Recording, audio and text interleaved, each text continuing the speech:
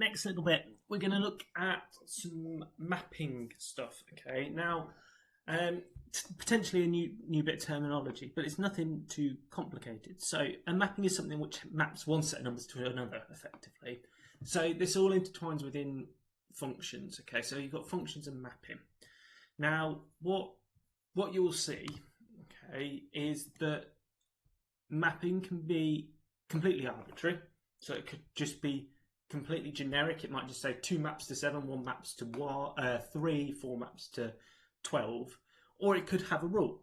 For example, x maps to 2x. Okay, basically meaning each value is mapped to twice its value. Okay. You could have one input mapped to multiple outputs, or you might have multiple inputs to one output. Okay, because mapping could be completely arbitrary, or it might follow a rule where 2 numbers will give you the same answer. Okay, now we also include some other terminology which potentially you will have come across at some point. So we've got domain and we've got range. So domain links to the inputs. So the domain is the amount of inputs, okay, and the values. Obviously, usually we use inequalities to show it. And then the range is the set of possible outputs. Okay, so all that we're swapping is, rather than talking about inputs, we're talking about the domain. Rather than outputs, we're talking about the range. Nothing too complicated. Now, first thing, what is a function? Now, we just think of a function as effectively a graph. Okay, however, a function is actually a mapping.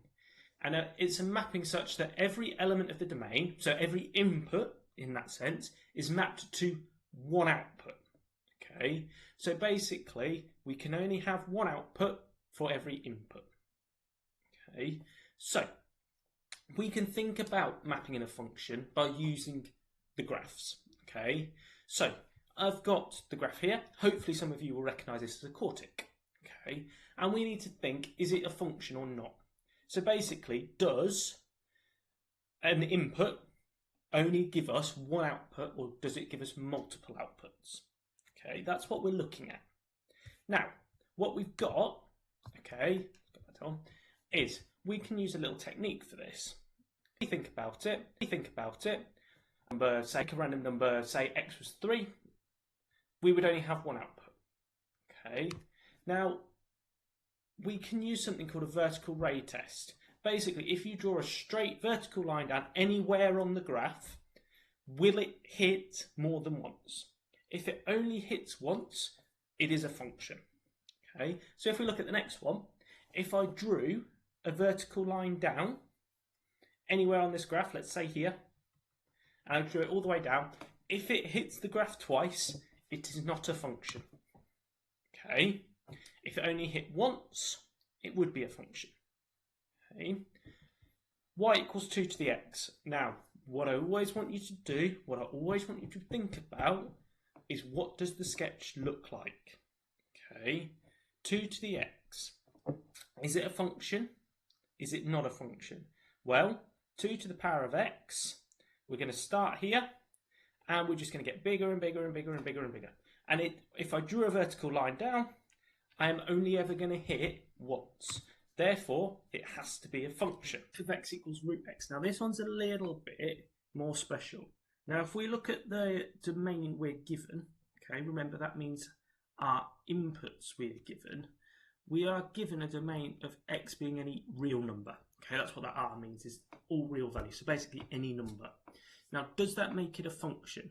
No, it doesn't. Because we can't square root a negative number, but the input set is any number we know, the inputs do not map to a value. Okay, some of them cannot give us an answer, therefore it's not a function. For it to be a function, every input has to be able to get an output. Okay, whereas this last one, plus or minus root x, because our domain has changed to x is greater than or equal to 0, it is also not going to be no, because we can have 2 different answers. Okay, because when we've got plus and minus root 8, f of 4 is going to be 2, but f of 4 could also be minus 2. Therefore, it has more than one answer. Therefore, the input of 4 can have two outputs. Okay, that's what it's going to look like. Okay, the graph above it. So because each input can have an output, it won't work. Think about the graphs, guys. Always, always, always think about the graphs. Okay, right. Something we're going to talk to, because we're looking at mainly functions, we're looking at where we can only have one output. Okay, now there are two types of functions we are interested in. There is a function called one-to-one and functions called many-to-one. Okay, and that literally refers to the number of inputs that give you an output. So a one-to-one, okay, is going to be each output has one input. Okay, so it's just going to map one number to one number. Okay, for example, any linear graph is going to have a one-to-one function. Okay, whereas the many-to-one function, okay, multiple inputs can have the same output, and that's going to be things like a quadratic. Okay, because 2 and minus 2 will give you the same output. Now, in order to check this, okay, if you aren't sure, you can always use a horizontal ray test, because that will then check, okay, for each output, how many inputs there are. Okay, remember it's only one output, you can have many inputs. So we use a vertical ray test to check if it's a function or not. We use a horizontal ray test to see if the function is one-to-one or many-to-one. Okay, right. It's just a couple of other examples. Please, please, please remember to sketch these, guys, because it really does help. So find the range of each of the following functions. So basically find what outputs you've got. You have to check the domain first. So the domain here is 1, 2, 3 and 4. So these are basically what x is going to equal each time. So if I've got f of x equals 3x minus 2, in order to find the range, okay, I can sketch the graph and I can see what I'm going to be working between. Okay, for this one, I can just substitute straight in. So f of 1 is 1, f of 2 is 4, and so on. Therefore, the range is 1, 4, 7, and 10. Okay, it is not between 1 and 10 because I've specified exactly what my domain is. If you are given a set of elements, so not an inequality but a set of elements as a domain, you will get a full set of elements as a range. Okay, they cannot be mixed. If we look at the second one, notice straight away that we are now given an inequality. Okay, so that will change it. So what we're going to do is we're going to look at the sketch. Okay, now if I sketch my quadratic, okay, I know between minus 5 and 5 I'm going to get to 25.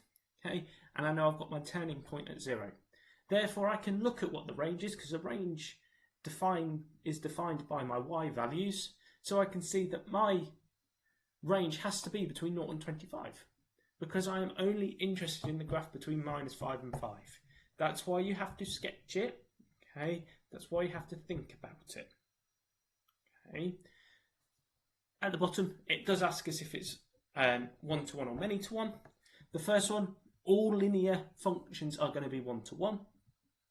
Whereas this second one, if I think about a horizontal ray test, it's going to hit my graph twice, therefore it must be many-to-one. Okay, last one, 1 over x between 0 and 3. I can sketch it. Okay, remember, only sketch it between those 2 points. Okay, and if I'm only interested in the y value, the smallest output I get is here, which is going to be at a third. Okay, and everything is going to be above that. Okay, so if I'm going between 0 and a third, everything, so ignore what the PowerPoint says, h of x, my output has got to be greater than or equal to 3. Okay, because 3 is the minimum that I'm going to get. And because this is just going to keep going up, because 0 is an asymptote, okay, if this keeps going up, it's just going to get closer and closer to 0. Okay, so my range has to be anything greater than, not a 3, greater than a third. Okay, right there. Okay, anything greater than a third, because I'm only interested in my y values. Okay, I know this is a new bit of terminology, guys, but whenever we're asked about a range, you're interested in your y values. Okay, what's the biggest, what's the smallest, and we work our way from there. Okay, right, one more little bit, something called piecewise functions. Basically, it's where our function is split into two parts. So each function or mapping, okay, can be related into two parts, and they will have separate domains for them. Okay, basically what we do is we treat them as two separate parts. So if we look at this first one, I'm going to focus on the first bit first. So if I've got 5 minus 2x, and it's less than 1. So if I think about drawing my function, and we get a slight straight line. If I think about my function, and we can sketch that on, okay, then let's just, where's my pen gone?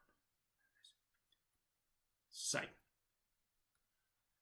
I'm looking at x being less than 1. So if when x is 1 for this first part, I'm going to get an answer of 3. So when x is 1, y is going to be 3. So that's going to be one part.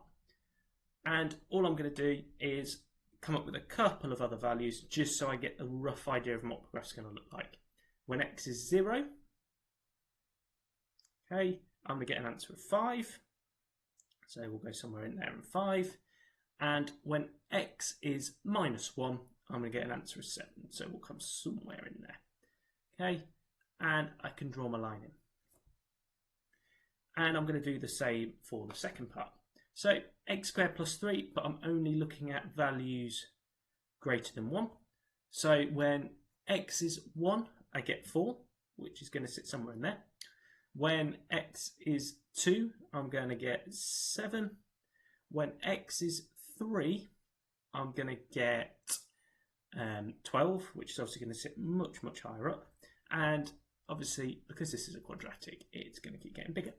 Now, what we've got to be careful with is because we've got inequalities, because we're now graphing inequalities, we've got a crossover point here. Now, thinking back to GCSE and Key Stage 3, when you put these on a number line, if something is or equal to, we put a circle on the end and we colour it in. If it isn't, we put a circle on the end and don't colour it in. So that's the only other bit. Okay, so if it is or equal to, then it's filled in with a dot. If it's not, then it's just a circle, just a little bit of extra stuff. And that's the piecewise functions. So you're going to do the first part and the second part separately, then check your inequalities. Solve for f of x equaling 19. Okay, if we have a look at that, exactly the same idea. Okay, if we imagine 19 is going to sit somewhere across the top, if I go all the way along, what we're going to end up with is we end up with two crossing points. So all we do is use our two separate parts to find the solution. So I'm going to do 5 minus 2x equals 19 and solve that.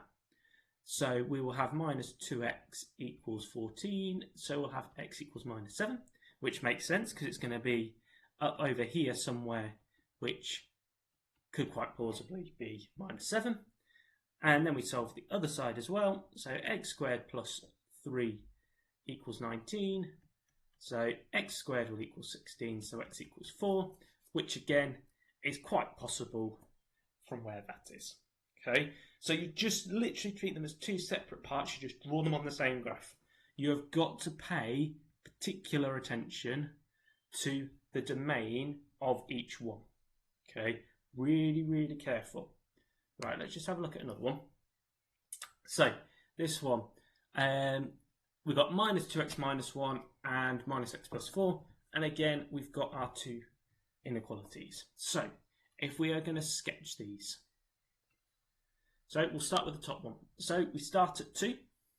So when x is 2, I'm going to get minus 5. So we'll start there. and we're going less than for this one, so we'll go that way. When x is 1, we get minus.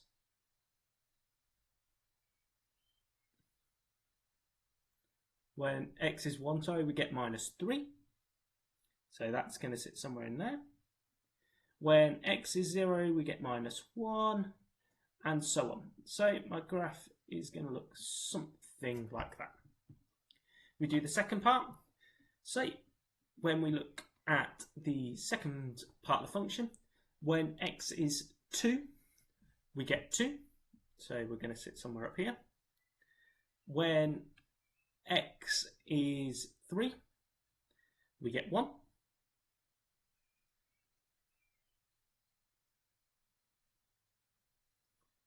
When x is 4, we get 0. So, and that's only going to carry on in that direction. So make sure you continue the graphs, but only in the domains that it specifies, okay? Now we're just going to check our inequalities. So this first one, it's got or equal to, so that's going to have the coloured in circle. Whereas the second one is not, so that's just going to have the open circle instead, okay?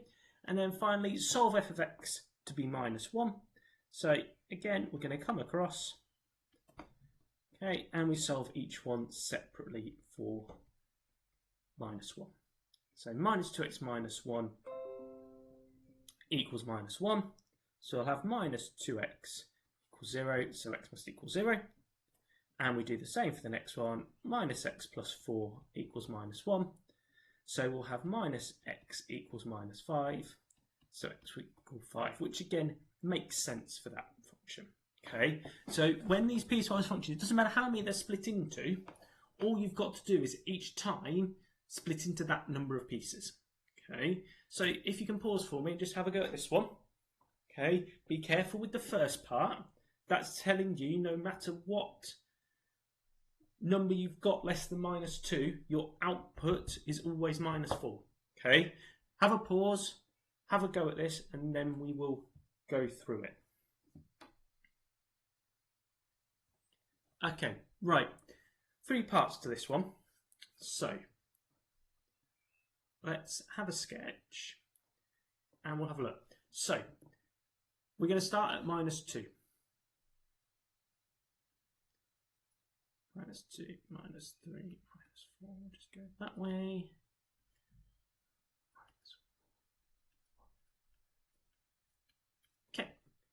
Right, so for this first one, minus 2 is going to map straight to minus 4. So if we've got minus 4 down here, minus 2 is going to go to minus 4.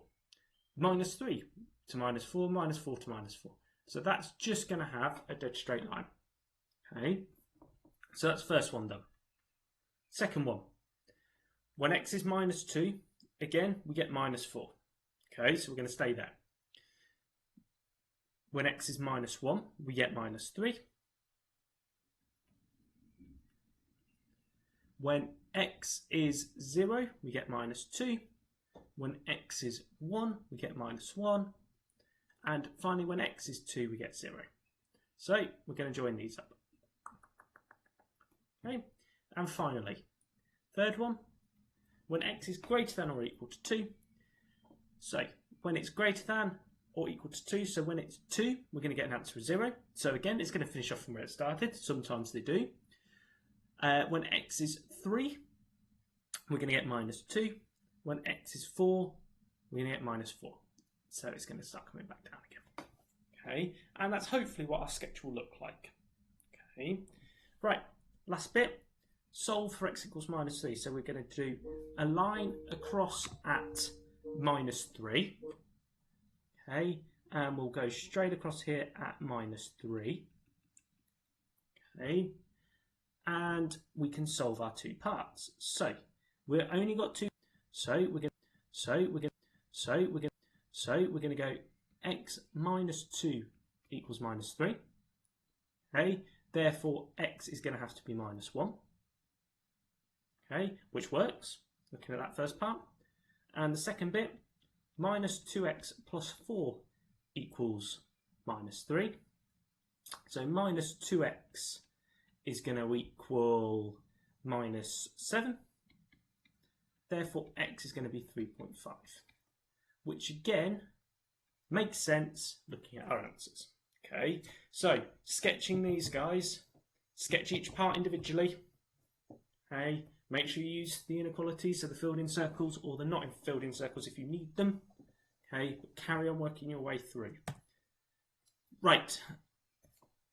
I want you to pause and have a go at a couple of these for me. Okay, and then we will go through them. Look at these last two then before I get you in. So this one. Now this first one is actually really good practice of the exponential stuff we finished with. Okay, because being able to sketch the exponential is really, really helpful. So it's think about what e to the x looks like, and then think what e to the x plus 2 is going to look like.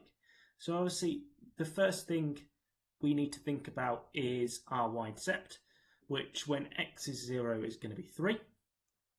Okay, well, actually, let's just make that a little bit higher. It's not ideal being there. So our y-intercept is going to be 3. And we just got to think about what now we know an exponential is going to look something like that. Okay, but we've got to think about what this minimum value is going to be. Okay, because we're working in the domain of any real number. Okay, so if we think about what e to the x is, e to the x has an asymptote at x equals 0, y equals 0 even. So e to the x plus 2 is going to have an asymptote across here at y equals 2.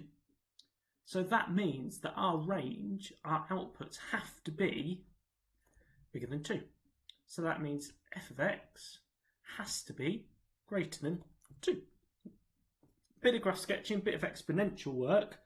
We have already looked at it. Okay, just adding in some new parts. Second bit. Right, quadratic, we've got a domain between 0 and 5. Inclusive. Okay, we've been asked to find the range.